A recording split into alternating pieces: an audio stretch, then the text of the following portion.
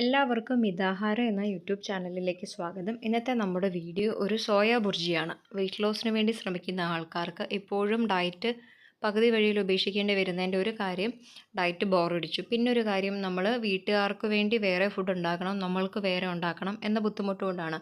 എന്നാൽ ഈ റെസിപ്പി ആണെങ്കിൽ നമ്മൾക്ക് ഈ സോയ ബുർജി തന്നെ ഡിന്നറിനോ ലഞ്ചിനോ ബ്രേക്ക്ഫാസ്റ്റിനോ കഴിക്കാം. വീട്ടുകാർക്ക് ചോറിനൊപ്പോ ചപ്പാത്തിക്കൊപ്പോ ഉള്ള കറിയായിട്ട് കൊടുക്കാനും പറ്റും. അതുപോലെ തന്നെ നമുക്ക് വെജിറ്റേറിയൻ സോഴ്സിൽ നിന്ന് കിട്ടുന്ന പ്രോട്ടീൻ നന്നായിട്ട് കിട്ടുന്ന ഒരു സോഴ്സാണ് സോയ എന്ന് പറയുന്നത്, അല്ലെങ്കിൽ സോയ ചങ്ക്സ്. സോയ ബീനും നല്ലതാണ്, സോയ ചങ്ക്സും നല്ലതാണ്. അപ്പോൾ സോയ ചങ്ക്സ് കൊണ്ടുള്ള റെസിപ്പിയാണ്, ഈസി ആയിട്ട് എല്ലാവർക്കും തയ്യാറാക്കാൻ പറ്റുന്ന ഒന്നാണ്.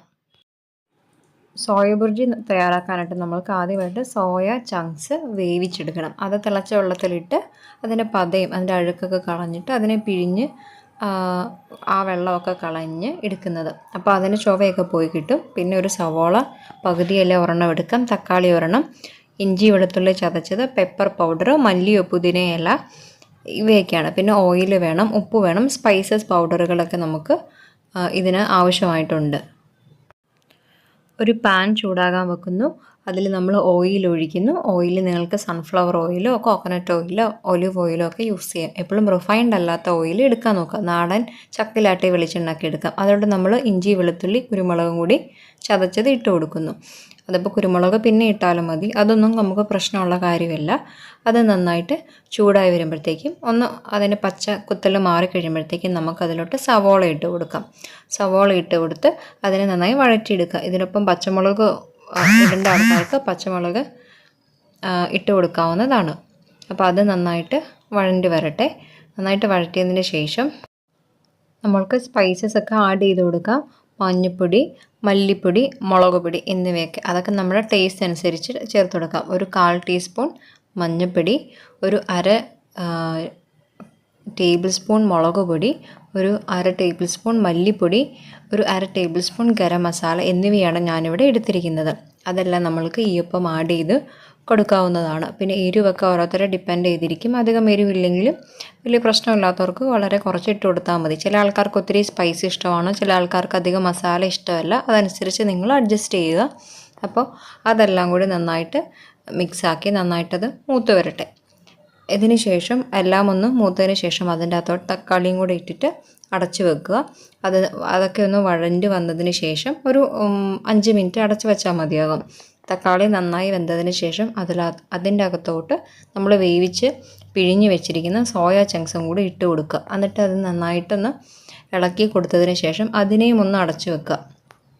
അപ്പോഴാണ് അത് നന്നായിട്ട് ആ മസാലയൊക്കെ അതിൽ പിടിച്ചു വരുന്നത്. കുക്കിംഗ് മടിയുള്ള ആൾക്കാർക്ക് ഇപ്പോൾ പറഞ്ഞ സോയ ചങ്ക്സ് വേവിച്ചതിൻ്റെ അകത്തോട്ട് സവോളയും തക്കാളിയും മല്ലിയിലയും ഒക്കെ കൂടി ജസ്റ്റ് മിക്സ് ചെയ്തിട്ട് കുക്ക് ചെയ്യാതെ അത് സോയ ചങ്ക്സ് വേവിച്ചത് അത് മാത്രം വേവിക്കുക. ബാക്കി സാധനങ്ങൾ വേവിച്ച് വെച്ചതിൽ അല്പം ലൈം ജ്യൂസ് പെപ്പർ പൗഡറും ഒക്കെ മിക്സ് ചെയ്തിട്ട് സോയ ചങ്ക്സ് സാലഡായിട്ട് വേണമെങ്കിലും അത് കഴിക്കാം. ഇതുപോലെ കുക്കിങ്ങിൻ്റെ ഒന്നും ആവശ്യമില്ല. സോയ ചങ്ക്സ് വേവിച്ചത് മാത്രം മതി. ഇഷ്ടമുള്ള വെജിറ്റബിൾസും സ്പൈസസും കൂടെ മിക്സ് ചെയ്തിട്ട് തൈരിനൊപ്പോ അല്ലെങ്കിൽ വെറുതെ നിങ്ങൾക്ക് സാലഡായിട്ടും കഴിക്കാം.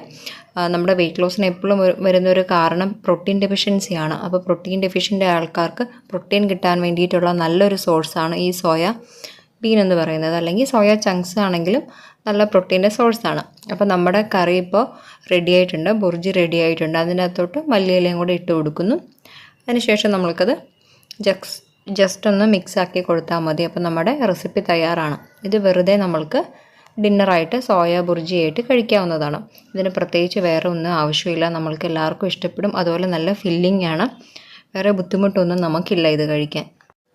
നമ്മൾ ഈ പ്രിപ്പയർ ചെയ്ത് വെച്ചിരിക്കുന്നത് ഒരു 6 തൊട്ട് 8 ടേബിൾ സ്പൂൺ വരെ കഴിച്ചാൽ മതി. ഇപ്പോൾ ജെൻസിനാണെങ്കിൽ ഒരു 10 ടേബിൾ സ്പൂൺ വരെ കഴിക്കാൻ പ്രശ്നമില്ല.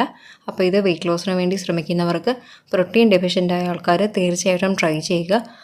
നിങ്ങളുടെ വെയിറ്റ് ലോസിന് വേണ്ടി ശ്രമിക്കുന്ന ആൾക്കാർ ഡിന്നറിന് പല റെസിപ്പീസും ട്രൈ ചെയ്യുന്നതിനൊപ്പം ആഴ്ചയിലൊരു 2 ദിവസമോ അല്ലെങ്കിൽ ആഴ്ചയിൽ ലഞ്ചിനും ഡിന്നറിനും ബ്രേക്ക്ഫാസ്റ്റൊക്കെ ആയിട്ട് പലപ്പോഴും മാറ്റി ഒരു ആഴ്ചയിൽ 2-3 ദിവസം എടുത്താൽ നിങ്ങളുടെ വെയിറ്റ് ലോസിന് വളരെ നന്നായിരിക്കും.